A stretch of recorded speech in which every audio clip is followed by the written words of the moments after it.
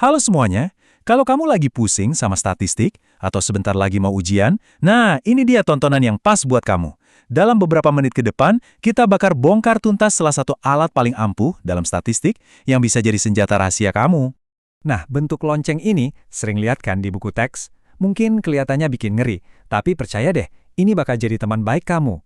Di akhir pembahasan singkat ini, kamu nggak cuma bakal ngerti bentuk ini, tapi juga bakal tahu persis cara pakainya buat ngejawab soal-soal ujian. Oke, ini dia peta jalan kita. Kita mulai dari dasarnya dulu. Kenapa sih kurva ini penting banget? Terus kita bedah anatominya, belajar bahasanya lewat skor Z, sampai nanti kita praktek langsung pakai studi kasus. Yuk, langsung aja kita mulai. Oke, kita mulai dari yang paling dasar ya. Di dunia statistik, penyebaran normal atau yang lebih akrab kita sebut kurva lonceng ini bisa dibilang konsep paling fundamental. Kenapa? Soalnya banyak banget hal di dunia nyata, mulai dari tinggi badan sampai nilai ujian. Itu polanya kayak gini. Kalau kita paham ini, kita udah selangkah lebih maju buat paham yang lainnya. Jadi, apa sih sebenarnya penyebaran normal itu? Gampangnya gini, bayangin aja data itu kita tumpuk-tumpuk. Nah, penyebaran normal itu terjadi kalau tumpukan paling tinggi ada pas di nilai rata-rata, dan tumpukan di kiri kanannya makin landai secara seimbang. Sisi kiri dan kanannya itu persis kayak cerminan. Sempurna. Dan inilah ajaibnya, pola ini tuh ada di mana-mana. Contohnya, gampang, tinggi badan manusia. Kebanyakan orang tingginya rata-rata kan? Yang super tinggi atau super pendek itu jarang banget. Sama kayak nilai ujian. Sebagian besar siswa nilainya ya di tengah-tengah. Yang dapat nilai sempurna atau jelek banget itu jauh lebih sedikit. Alam semesta emang kayaknya suka keseimbangan. Oke, jadi setiap kurva lonceng itu punya, katakanlah, DNA-nya sendiri. Yang nentuin DNA-nya itu cuma dua hal, di mana pusatnya, dan seberapa lebar dia menyebar. Dua hal ini kita kenal sebagai rerata dan simpang baku. Ayo kita bedah. Ini dia nih salah satu sifat ajaib dari kurva normal. Karena bentuknya itu simetris sempurna, kiri dan kanan itu sama persis, makanya nilai tengahnya, median, nilai yang paling sering muncul, moda, sama nilai rata-ratanya, rerata, itu semua ngumpul di satu titik yang sama, tepat di puncaknya. Ini bikin analisis jadi jauh lebih gampang. Sekarang, coba perhatiin rerata, atau simbolnya mu. Dibacanya mu. Nah, mengubah rerata ini tuh ibaratnya kayak kita geser seluruh gunung data ini ke kiri atau ke kanan. Bentuknya nggak berubah sama sekali, cuma lokasinya aja yang pindah.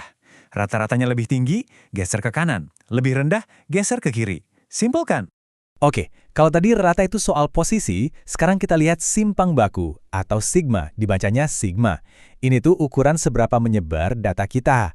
Simpang baku kecil artinya datanya ngumpul deket banget sama rata-rata, jadi kurvanya tinggi dan langsing.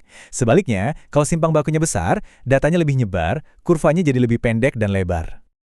Oke, bayangin deh, kamu punya nilai dari dua ujian yang beda, yang rata-rata dan simpangan bakunya juga beda. Terus gimana cara bandinginnya? Mana yang sebenarnya lebih bagus? Nah, disinilah skor Z datang sebagai pahlawan. Dia ini semacam penerjemah universal. Jadi, skor Z itu intinya mengubah semua nilai dari kurva normal yang beda-beda ke dalam satu bahasa, satu skala yang sama. Dia ngasih tahu kita, oke, nilaimu itu sebenarnya ada berapa simpang baku sih di atas atau di bawah rata-rata. Dengan begini, kita bisa bandingin apel sama jeruk dengan adil. Dan tujuannya apa? Nah, setelah semua skor kita ubah jadi skor Z, kita masuk ke dunia yang namanya penyebaran normal baku. Di dunia ini, aturannya selalu sama, nggak berubah. Rata-ratanya selalu 0, dan simpangan bakunya selalu 1.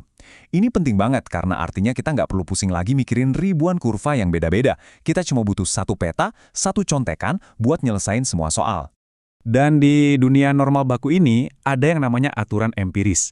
Artinya gini, sekitar 68% data itu pasti ada di antara plus minus satu simpang baku dari rata-rata. Sekitar 95% ada di antara plus minus 2. Ini tuh semacam jalan pintas di kepala kita buat ngira-ngira sebaran data, tanpa perlu repot-repot buka tabel. Oke, tabel Z. Jujur aja, ini emang kelihatan serem pada awalnya. Tapi, coba deh anggap ini sebagai lembar contekan super buat statistik. Semua jawaban soal persentase atau proporsi di bawah kurva, ya adanya di sini. Cara bacanya sebenarnya gampang banget, mekanis kok. Misalnya skor Z kita 1,23, pertama kita pecah dulu jadi 1,2 dan 0,03. Terus cari baris yang angkanya 1,2 di kolom paling kiri. Udah ketemu? Sekarang dari situ geser jari kamu ke kanan sampai ketemu kolom yang di atasnya ada tulisan 0,03. Nah, angka di pertemuan itu Itulah proporsi area di sebelah kiri skor Z kita. Nah, ini penting banget dan sering jadi jebakan pas ujian. Ingat, tabel Z itu selalu ngasih tahu kita area di sebelah kiri skor Z. Jadi, kalau soalnya nanya berapa persen yang nilainya lebih dari sekian, kita harus lakuin satu langkah tambahan. 1, dikurangi angka yang kita dapat dari tabel. Selalu cek ulang pertanyaannya. Ini bisa nyelamatin nilai ujian kamu. Oke, cukup teorinya. Sekarang kita coba praktik langsung pakai studi kasus beneran, biar semuanya jadi lebih kebayang. Oke, ini skenarionya. Bayangin ada ujian nasional matematika. Rata-rata nilainya 6,0, terus simpang bakunya 1,5. Dan itu dia rumus skor Z yang bakal jadi senjata kita. Nah, pertanyaannya, kalau standar kelulusan itu nilai 5,0, kira-kira berapa persen ya siswa yang lulus? Coba, langkah-langkahnya gimana? Oke, ayo kita kerjain bareng-bareng. Langkah pertama, kita terjemahin dulu nilai 5,0 ini ke bahasa Z pakai rumus tadi. Hasilnya, dapat Z sama dengan minus 0,67. Langkah kedua, kita buka tabel Z kita, cari angka buat minus 0,67. Kita bakal dapat 0,2514.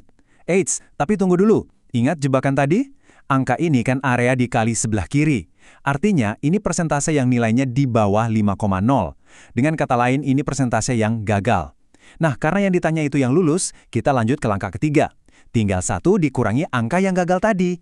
Dan hasilnya adalah 74,86%. Tuh kan, kita baru aja ngejawab soal ujian yang kelihatannya susah, cuma pakai beberapa langkah sederhana. Keren kan?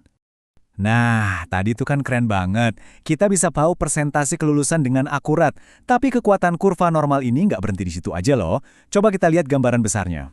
Skor Z yang tadi kita hitung itu sebenarnya nyambung banget sama konsep lain. Misalnya persentil. Persentil itu ya cara lain buat bilang persentase orang yang ada di bawah skor kamu. Jadi kalau skor Z kamu 0, artinya kamu ada di persentil ke-50. Pas di tengah-tengah. Dan pemahaman ini jadi dasar buat topik-topik statistik yang lebih canggih lagi, kayak uji hipotesis. Di sana kita bakal mainin area-area kecil di ujung kurva buat ngambil keputusan penting. Jadi, anggap aja kurva normal ini bukan puncak gunungnya, tapi base camp yang super kokoh. Begitu kamu nguasain ini, kamu udah punya pondasi yang kuat buat naklukin konsep statistik lainnya yang lebih rumit. Jadi pertanyaannya sekarang, setelah ini konsep apa lagi nih yang siap kamu taklukkan?